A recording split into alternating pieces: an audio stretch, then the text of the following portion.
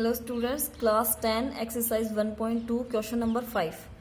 Check whether 6 raised to power n can end with the digit 0 for any natural number n. किसी भी कोई भी natural number n की value हम क्या लेंगे, कोई भी नेचुरल नंबर ले सकते हैं। तो n की किसी भी नेचुरल वैल्यू के लिए क्या 6 की पावर आप करते हैं और जब पावर के बाद जो आंसर आएगा वो जो है उसका जो वंस प्लेस का डिजिट है यानी कि एंड डिजिट जो है वो क्या होना चाहिए, 0 होना चाहिए। तो क्या ये पॉसिबिलिटी है?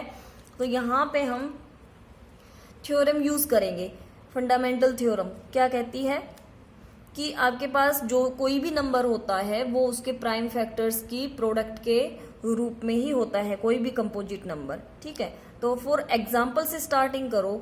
प्राइम फैक्टर ऑफ 6 क्या है? 2 और 3। तो अगर आप 6 की पावर मान लीजिए स्टार्टिंग करते हो, नेचुरल नंबर फर्स्ट क्या है आपका 1 से आपने स्टार्टिंग की, तो आप 2 और 3 की पावर 1 कर रहे हो, है ना, तो 2 और 3 ही लिखोगे। अगर आप 6 की पावर 2 लेते हो तो भी आपके जो 6 है उसको कैसे लिख सकते हैं, 2 × 3, पावर क्या है 2।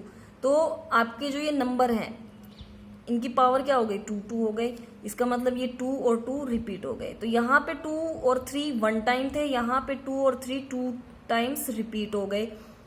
यहाँ पे सेम प्रोसेस किया तो 3 टाइम्स रिपीट हो गए। मतलब आपके जैसे जैसे आप पावर इंक्रीज करते जा रहे हैं, जो प्राइम फैक्टर थे 6 के 2 और 3 वो ही रिपीट होते जा रहे हैं, बढ़ते जा रहे हैं। ठीक है, तो मल्टीप्लीकेशन में जब भी आपके पास नंबर आएगा 2 और 3 जो है उनकी मल्टीप्लीकेशन के अकॉर्डिंग ही आएगा। ठीक है, और अगर कोई भी number and with the digit 0, अगर 0 से कोई भी नंबर एंड होता है तो उसमें मस्ट है कि आपके पास उसमें 2 और 5 होना चाहिए, क्योंकि 10 0 कब बनता है, जब आप 5 और 2 को मल्टीप्लाई करते हैं। 10 के प्राइम फैक्टर क्या है, 2 और 5।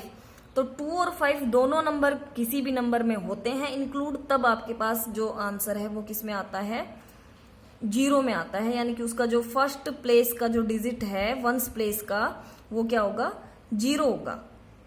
तो अब इसमें हम क्या लिखेंगे, if 6 raise to power n end with the digit 0, अगर ये 6 raise to power n end with the digit 0 digit के साथ एंडिंग होती है, then it must be divisible by 5। तो ये क्या होना चाहिए, 5 से डिविजिबल होना चाहिए।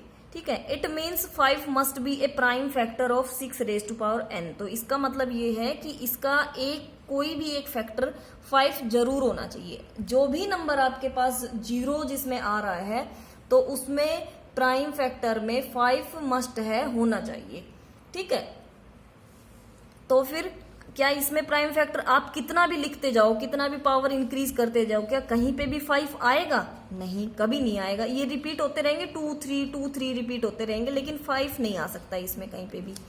ठीक है, तो अब क्या है, अब हम जो हमारे अकॉर्डिंग टू फंडामेंटल थ्योरम क्या कहती है,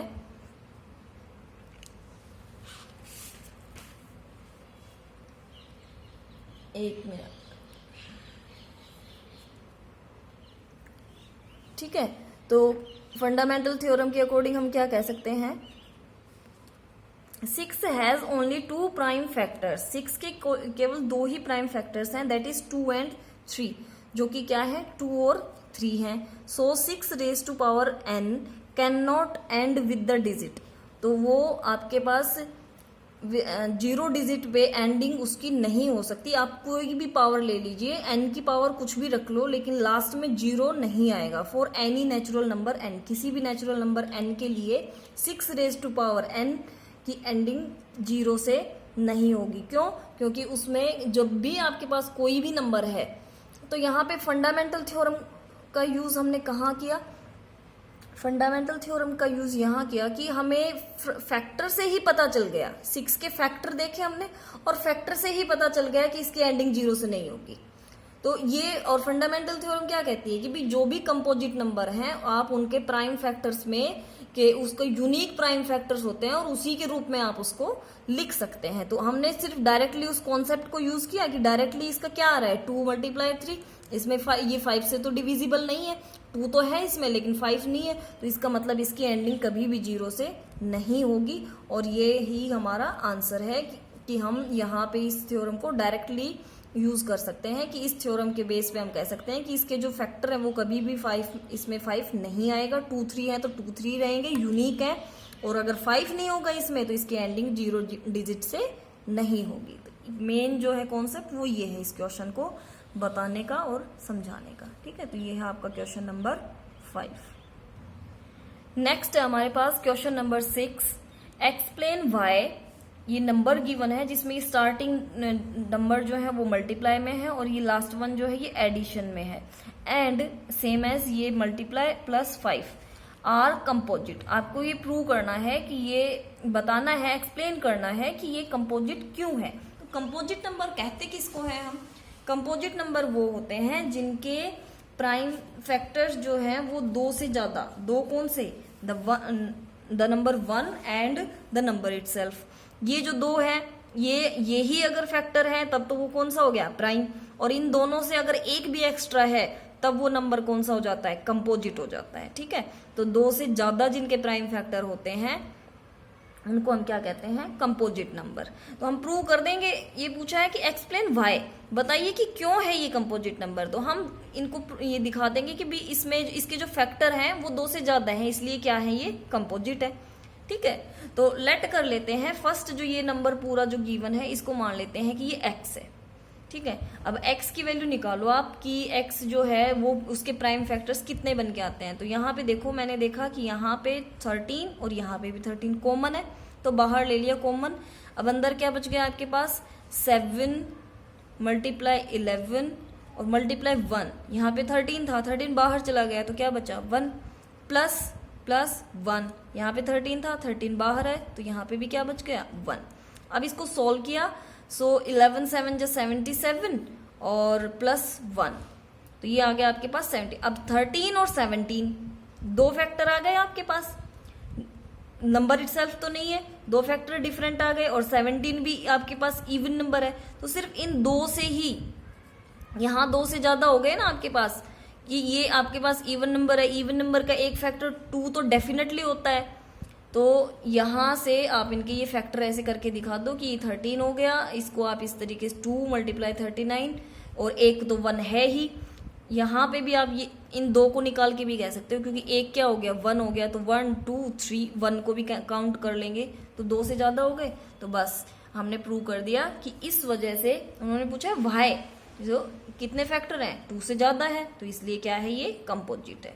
the number x has more than 2 factors so it is composite. ये बात आप लिख देंगे, that is 1 and the number itself. 1 और नंबर इटसेल्फ से ज्यादा, इन 2 से ज्यादा होना चाहिए नंबर जो भी है। तो हमारे बहुत सारे फैक्टर आ गए, तो बस इसके बेस पे हम कह देंगे कि ये क्या है? कंपोजिट है।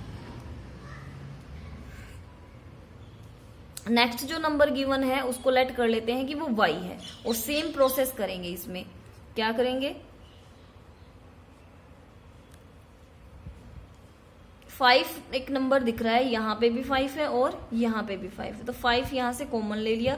तो सारे नंबर एज इट इज लिखेंगे, बस जहाँ पे 5 है वहां 1 आ जाएगा। देखो यहाँ पे 5 था ना, तो यहाँ पे क्या आ गया? 1। और यहाँ पे भी 5 था तो यहाँ पे भी क्या आ गया? 1। अब 5 कॉमन लिया, अब जो भी नंबर बच गए उनको मल्टीप्लाई किया, और यहाँ पे प्लस 1 है तो 1 पहले मल्टीप्लाई करेंगे बाद में ऐड करेंगे।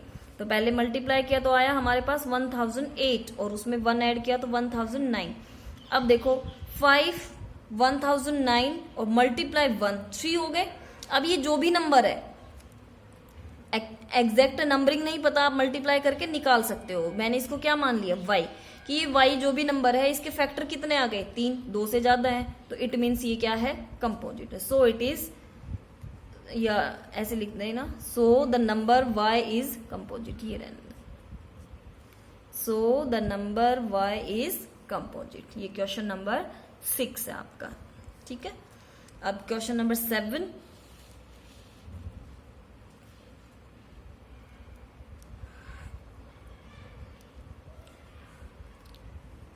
क्वेश्चन नंबर 7 बुक में से आप रीड आउट करेंगे तो उसमें क्या लिखा है 1 मिनट में बता देती हूँ आपको।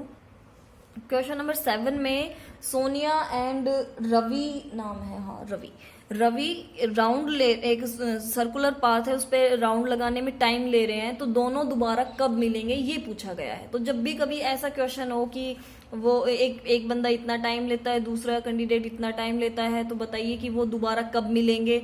या फिर 2-3 बेल है हमारे पास और वो दोबारा से कि एक साथ कब बजेंगी, है ना। और लाइट है, एक लाइट इस टाइम पे ऑन होती है, एक दूसरी इस टाइम पे, तीसरी इस टाइम पे, तो बताइए वो तीनों एक साथ कब जलेंगी। इस तरीके का जो क्वेश्चन होते हैं ना, उसमें हमेशा हमें एलसीएम कैलकुलेट करना होता है, ठीक है। तो यहाँ पे डायरेक्टली हमें क्या करना है, जो नंबर हमारे पास गिवन है उन दोनों का क्या निकालेंगे, हम एलसीएम कैलकुलेट करेंगे। तो 18 मिनट में सोनिया राउंड लगाती है और रवि करता है 12 मिनट में। तो जो 18 और 12 जो नंबर हमारे पास हैं, उन दोनों नंबर का हम क्या निकालेंगे, एलसीएम।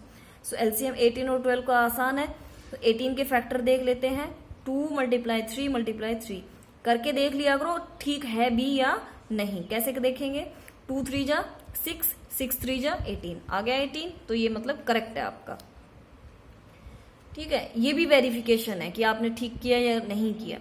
सो इसको हम लिखेंगे पावर्स में, 2 की पावर 1 और 3 की पावर 2। अब 12, सो 2 × 2 × 3, सो 2 raised to power 2, 2 times repeat हुआ है, और 3 raised to power 1 टाइम आया है। अब देखो एलसीएम लेना है, तो क्या बताया था कि जो मैच हो रहे हैं, अब ये 2 और 2 मैच हो रहे हैं आपके पास, तो उसकी ग्रेटेस्ट पावर लेनी है।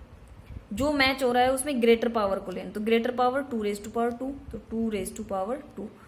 जो मैच हो रहा है उसमें ग्रेटर पावर, तो इसमें ग्रेटर पावर कौन सी है, 2, सो 3 raised to power 2।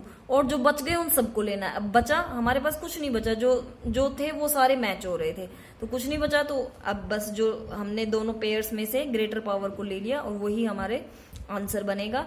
So 3 raised to power 2 9, 2 raised to power 2 4, 9 4 जा 36, यानी कि 36 मिनट बाद जो दोनों राउंड ले रहे हैं कैंडिडेट, वो दोबारा मिलेंगे, ठीक है। ये आपका आंसर है। और यहाँ क्वेश्चन नंबर 7 पे आपकी एक्सरसाइज 1.2 फिनिश होती है। नेक्स्ट वीडियो में एक्सरसाइज 1.3 के कॉन्सेप्ट सीखेंगे।